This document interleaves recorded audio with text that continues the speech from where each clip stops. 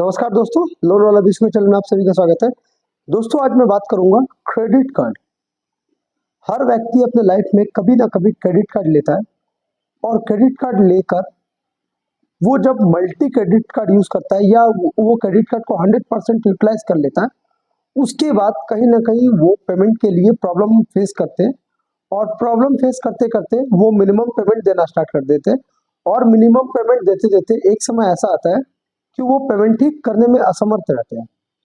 तो आज मैं बताऊंगा कि क्रेडिट कार्ड का पेमेंट नहीं करने से आप लोगों को क्या प्रॉब्लम आएगी। ऐसी 8 प्रॉब्लम के बारे में मैं आपको बताऊंगा और सेटलमेंट कर लेना सही होगा या गलत, ये फैसला आपका।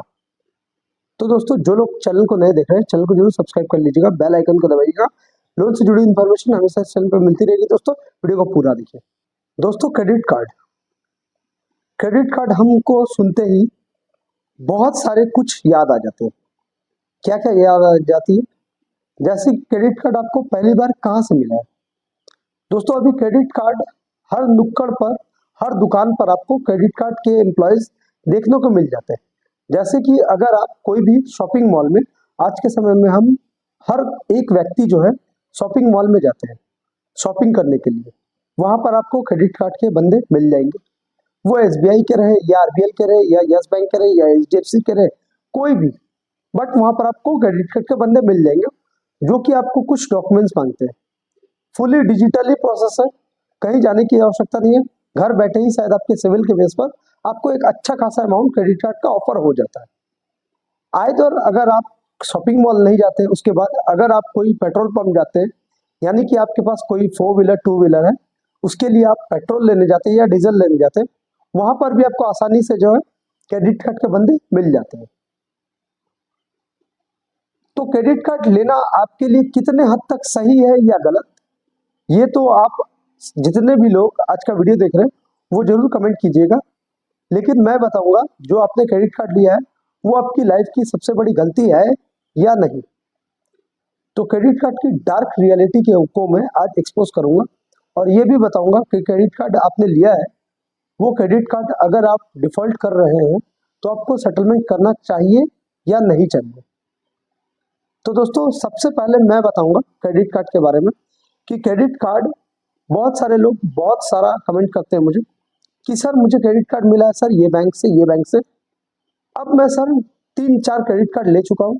हर क्रेडिट कार्ड जो है वो 100% यूटिलाइज है या 90% यूटिलाइज है। अब मैं कभी भी ये पेमेंट को मैं पहले दे रहा था धीरे धीरे धीरे धीरे, अब मैं नेचुरली ये क्रेडिट कार्ड का पेमेंट नहीं दे पा रहा हूँ। पहले मैं ईएमआई में देता था, अब इतने सारे क्रेडिट कार्ड हो गए हैं कि मैं मिनिमम पेमेंट देता हूँ, इसके बाद जो है अब मेरे पास पेमेंट देने की क्षमता नहीं। तो मैं क्या करूं?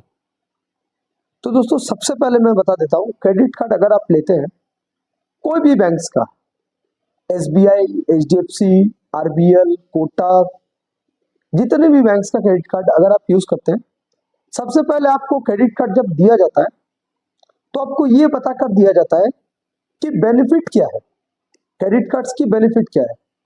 आपको बता दिया जाता है कि ये सर सालाना फ्री है, इसका कोई चार्ज नहीं है सर, आप सर ये इसको क्रेडिट कार्ड को रख लीजिए, आपको लाइफ में अगर कभी जरूरत पड़े तो आप यूज कीजिएगा। तो आप भी सोचते हैं कि ठीक है, ये क्रेडिट कार्ड ले ही लेते हैं, उसके बाद जो है नेचुरली जब मुझे जरूरत पड़ेगी तब।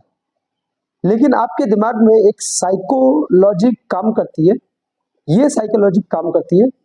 मान के चलिए वो क्रेडिट कार्ड आपको जो है 1 लाख का क्रेडिट कार्ड ऑफर हुआ है। अब आपके दिमाग में ये रह गया कि मेरे पास 1 लाख रुपए है। अब क्या होता है, अब आती है आपकी आराम वाली लाइफ। मतलब आप क्रेडिट कार्ड आपके पास है और आप क्या करते हैं, आपको फिजूल खर्च बढ़ जाते हैं। रेस्टोरेंट्स में जाना, शॉपिंग एक्स्ट्रा करना, ग्रोसरी प्रोडक्ट लेना, हर तरह से, या मंथ में 2-3 मंथ के अंदर फोन चेंज करना जो कि जरूरत नहीं है। किस लिए? अब आपको जो है समाज के साथ आपको जो है एक स्टेटस मेंटेन करना पड़ेगा। तो स्टेटस मेंटेन कौन करवाएगा? Credit card. क्रेडिट कार्ड कहते हैं कि 45 दिन में पैसा आप मेरे को दे दीजिए, हम एक्स्ट्रा चार्ज बिल्कुल नहीं लेंगे। लेकिन ये 45 दिन का जो सर्कुलर है, ये आप लोगों को पता है बहुत सारे लोगों को पता ही नहीं रहता ये 45 डेज का क्या सिलसिला रहता है। दोस्तों 45 दिन का सिलसिला ये रहता है कि क्रेडिट कार्ड में दो बिल जनरेट होते हैं। एक होता है दोस्तों आपका जो बिलिंग अमाउंट है वो, और एक है बिल देने का। ये दो अमाउंट आपको कंपल्सरी जनरेट होते हैं, दो बिलिंग। पहला है आपका बिल जनरेट डेट, दूसरा है आपको पे करने वाला। तो ये चीज बहुत सारे व्यक्ति को नहीं समझ में आता है कि बिल जनरेट डेट कौन सा है और पे करने का। यहीं पे हो जाती है सबसे बड़ी लाइफ की गलती।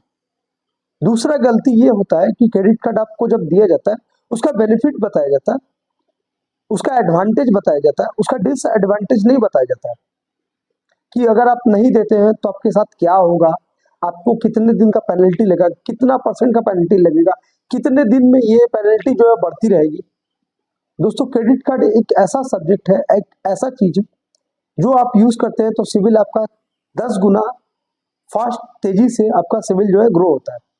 और अगर आपका पेमेंट 6-7 महीने कंटिन्यू अगर ड्रॉप होता है, मतलब आप पेमेंट नहीं देते, मिनिमम पेमेंट भी नहीं देते, तो उससे 100 गुना तेजी से जो सिविल है वो डी ग्रोथ होता है।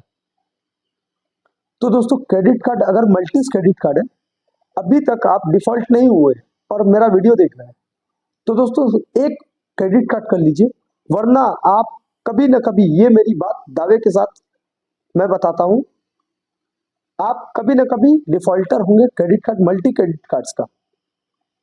अब बहुत सारे लोग कहते हैं कि सर क्रेडिट कार्ड में सर डिफॉल्ट होने से क्या होता है। देखिए इस क्रेडिट कार्ड में अगर डिफॉल्ट होते हैं तो सबसे पहले आपको राइट ऑफ आपका अकाउंट जो है वो हो जाता है।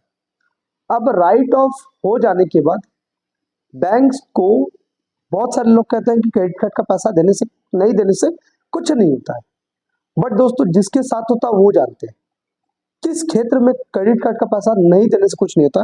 अगर क्रेडिट कार्ड कंपनी जो है आपका जो अकाउंट है वो डेथ अकाउंट घोषित कर दे, मतलब ये अकाउंट से आप पैसे आने वाले नहीं। ये कब होता है दोस्तों, ये भी मैं आपको अच्छी तरह समझा देता हूं। हर राज्य में, हमारे भारतवर्ष में हर राज्य में लॉटरी की टिकट बिकती है। बहुत सारे लोग हैं जो लॉटरी की टिकट खरीदते हैं, बट नेचुरली लॉटरी की जो टिकट की जो इनाम रहती है वो हर कोई व्यक्ति को नहीं मिलता है, तो वो मिलता है बस एक ही व्यक्ति को। तो इसमें भी सेम केस ऐसा ही रहता है कि 100 में से जो है एक अकाउंट जो है वो क्रेडिट कार्ड की तरफ से डेथ अकाउंट घोषित कर दिया जाता है, उसको प्रॉब्लम नहीं होती लाइफ में।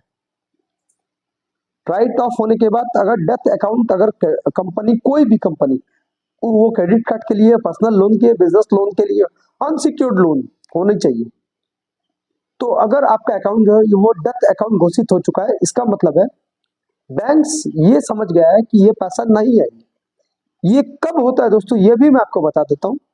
बहुत सारे लोग जो है वो जो है एड्रेस जो है वो गलत दे देते हैं।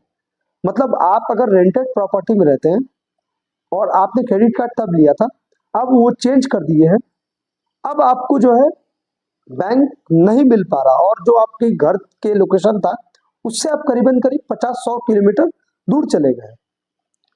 इसमें दोस्तों आपको ढूंढना इम्पॉसिबल हो जाता है। रिकवरी एजेंट आते हैं, नहीं पता लगा पाते हैं आप कहाँ रहते हैं, नहीं रहते हैं। उसके बाद क्या होता है, ये अकाउंट जो है बैंक्स को ना चाहते हुए भी डेथ अकाउंट घोषित करना पड़ता है। इसका मतलब ये है कि इस अकाउंट से हमें पैसे आने की संभावना बिल्कुल 99.9% के बराबर है, 0.1% के बराबर अकाउंट, ये अकाउंट का पैसा मिल सकता है, पॉइंट अकाउंट के बराबर है ये। तो दोस्तों इसके बाद जो है,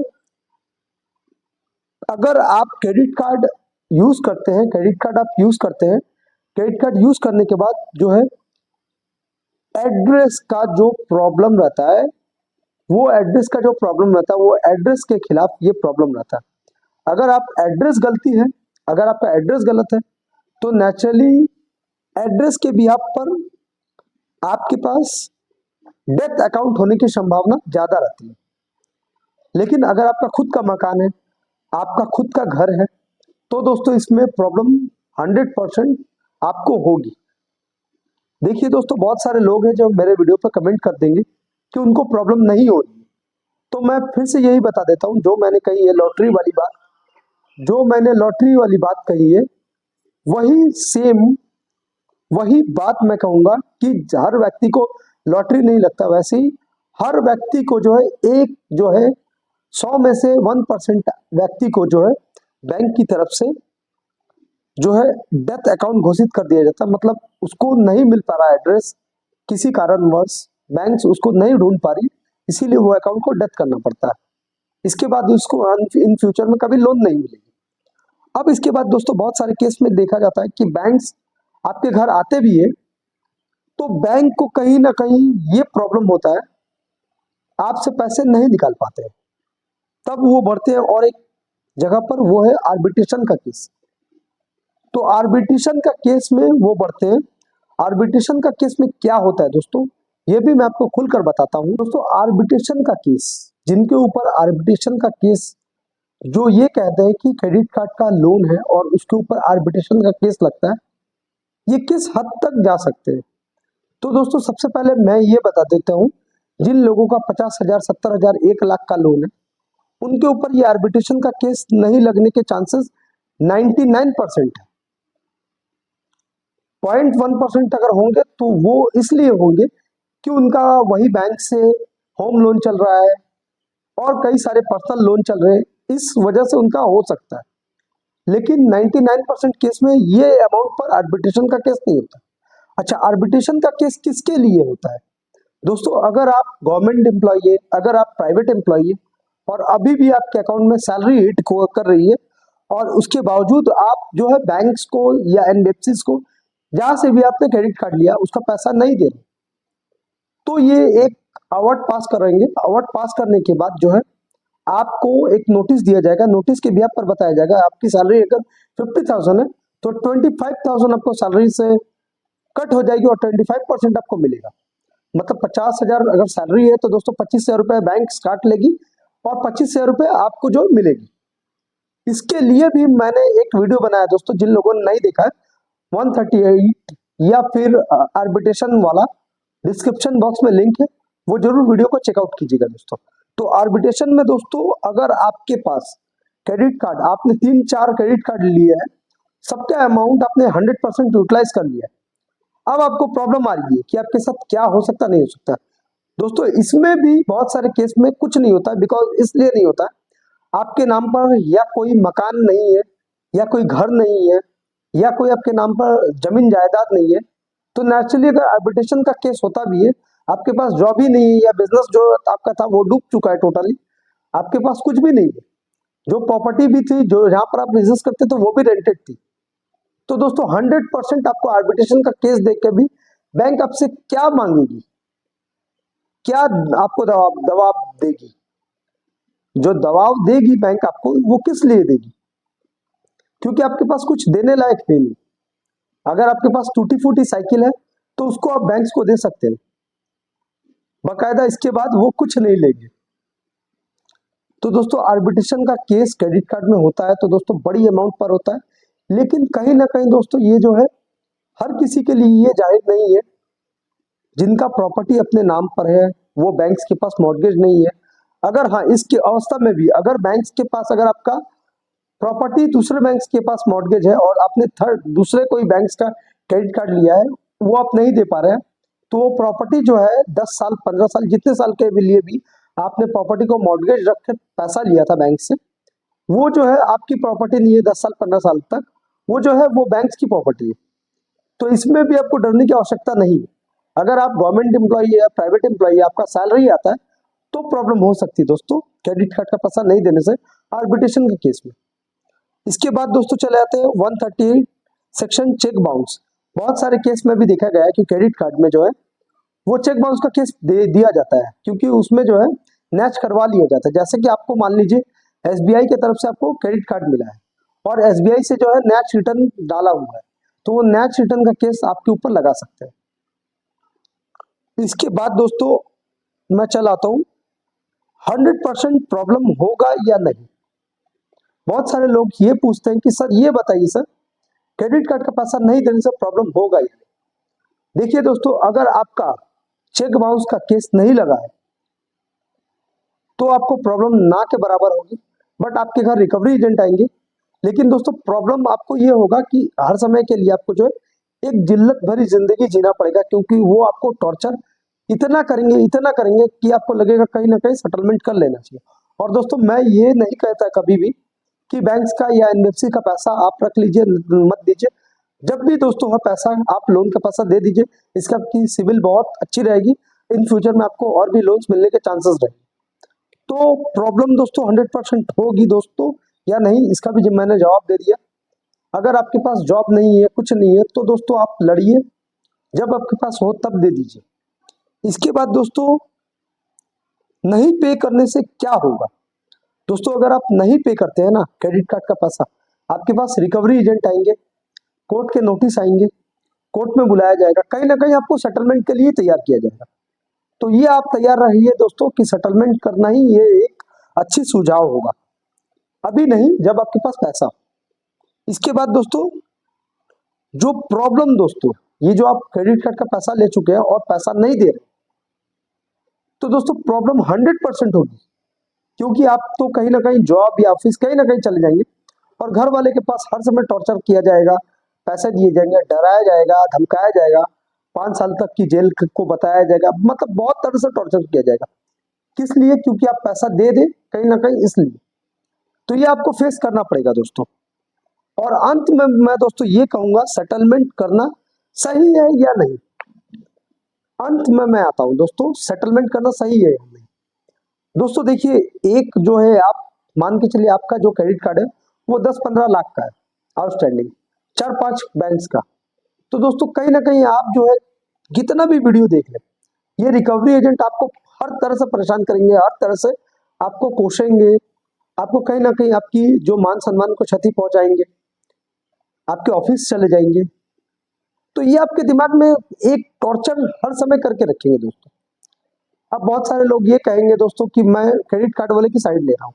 बिल्कुल नहीं दोस्तों, मैं आपकी साइड ले रहा हूँ। मैं ये कह रहा हूँ जो प्रॉब्लम फेस करना होगा ना दोस्तों, बहुत सारे लोग कमेंट कर देते हैं। तो जैसे मैंने कहा, लॉटरी हर किसी को नहीं लगती है, खरीदता हर वे व्यक्ति है, लेकिन मिलती एक ही को है। तो वैसे ही जो डेथ अकाउंट है ना, वो हर किसी के साथ पॉसिबल नहीं है।